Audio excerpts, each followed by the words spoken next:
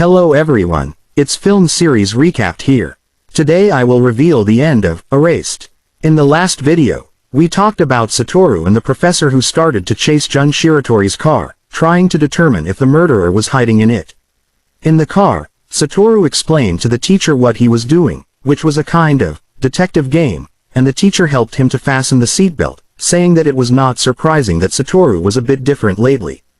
The class teacher's hand was unconsciously tapping on the steering wheel while he was driving. Satoru knew that this was one of his habits after he quit smoking. He always used lollipops instead of cigarettes. At the time Satoru was about to look for the lollipops. The teacher told him, "Don't look for them, because this car is not mine." Suddenly, the teacher's smile became a bit strange. Satoru looked into the car and saw a box of laxatives, and the teacher said, "You keep saying that you assume there is a murderer, but you are convinced that there is a kidnapper, and that's why you are doing it." When he heard this, Satoru looked at the teacher who suddenly changed direction and stopped chasing Jun Shiratori's car, reassuring him that Misato was not in that car. The teacher said to Satoru, "Actually, I felt that you were always stealing my targets. At first I thought it was just a coincidence, but then you always managed to stop me at the right time. That's why I asked Misato to go to the gym. I was there to confirm if you were my enemy. I gave Misato water with laxatives in it and ordered a bento from Jun Shiratori. Isn't it like all the clues are related? That's what I really look like."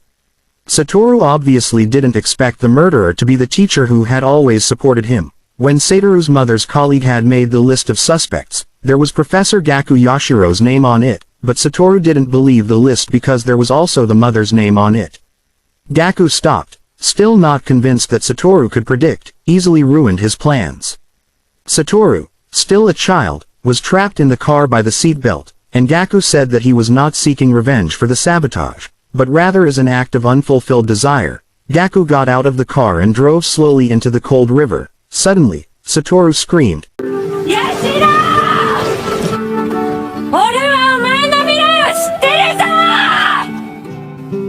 Gaku seemed to stop in his tracks as the scene turned into a small hamster. Gaku said he was given several hamsters as a child and they multiplied. Then he threw them all into a large bottle filled with water, and when he returned home he found one standing over the dead bodies of the other hamsters, begging for his life. Seeing this spectacle reminded him of a little story about a man named Candida who was in hell, but he had saved a spider when he was alive, so the Buddha dropped a spider silk from Elysium and he started to climb along the silk towards Elysium. The other people were following him, but they were all pushed away by him. At that moment, the spider silk broke and he fell back into hell. After seeing the hamster with the ability to survive, it was as if he could see the spider silk on the heads of humans. He killed everyone who had spider silk on his head until he met the young boy who stopped him, who also had spider silk on his head. Instead of killing him, he started to observe him secretly for days. Day after day, Satoru lay in a hospital bed for 15 years. Finally, one day he opened his eyes and it was his mother who took care of him every day, but his memory was a bit faulty until he woke up and his friends Ko and Kenya came to visit him in the hospital. Kenya became a lawyer, Ko became a doctor, Sugita and Ko got married and had a little boy. Everything seemed to be going well. Satoru was working hard on his rehabilitation and was talking to the girl with leukemia, when an unexpected visitor, Gaku, arrived, but Satoru still did not remember the past. On this occasion, these two men did not talk too much. That day, Satoru was trying to visit the girl with leukemia when he met Gaku again, who had planned to talk with Satoru. Gaku always wondered why Satoru could always predict his actions, but Satoru would not tell him anything.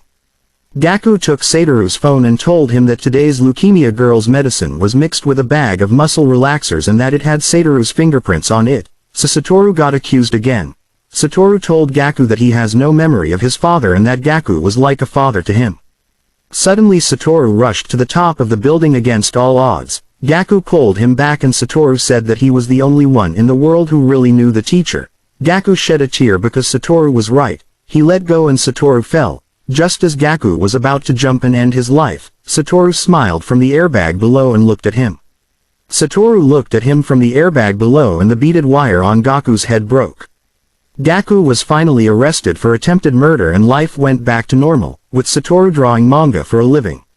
One day, It was snowing and Satoru passed under the bridge again. A girl was taking pictures across the street and she ran to take off her hat to avoid the snow. And it was Irie. The anime is finally over. If you like this video, don't forget to like it and subscribe to me for more content.